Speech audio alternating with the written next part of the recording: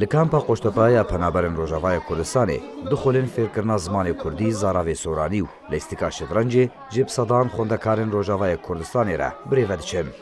Mamosteyê xola şetrancê dibêje bu lîstokê asoyên hişê zarokan firehtir dibin, mejiyê wan tên rahîrankirin. ئێمە وەکو مامۆستاکانی یانیش تەنزی خانزاد کە ڕێکخراوی یوسێف ئەم قوڵی کردوتەوە بۆ کەمپی کوشتەپا بۆ ئاوارەکانی کوردانی ڕۆژئاوا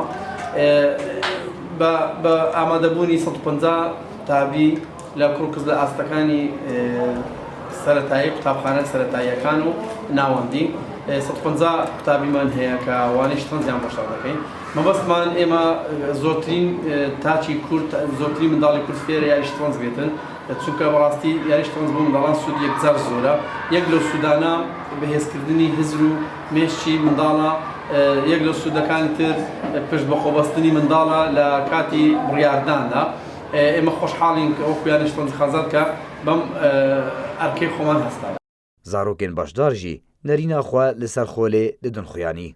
معلمين جهوي بحكينا وجهوي ميزين كاكودة ومعلمين كودة الحركة وكودة الحركة وقال لك جي في دبونا تقريبا 4 روز 5 روز ام دچن ام قال لك اذا كنا باروشكا قال لك خوش مدارس قال لك فمر تعبنا حتى بعلم للعبة زكية وخوش مهد سود عن ميدا وجهوي جوش يعني هو بحركة كيف هم هو جيرتي وقام هو جيز لعبة بوكي اكتر يك لعبة بوكي وكان متواصل بمشرتي ومهندس الدولة أنا قال لك خشة متعلمين شطرنجة متواصلين بين تربع علمي وأبيسكا أنا قال لك خشة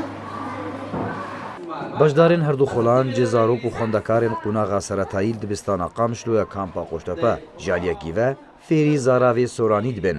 Jaliyekî din ve demeke xwe cû sûdekê ji fêrbûna lîstoka şetrancê werdigirin. Planên wan hem di xwendinê de hem jî di bijardeyên li pêş wan jiyana rojane de berfireh û bihêztir dibin.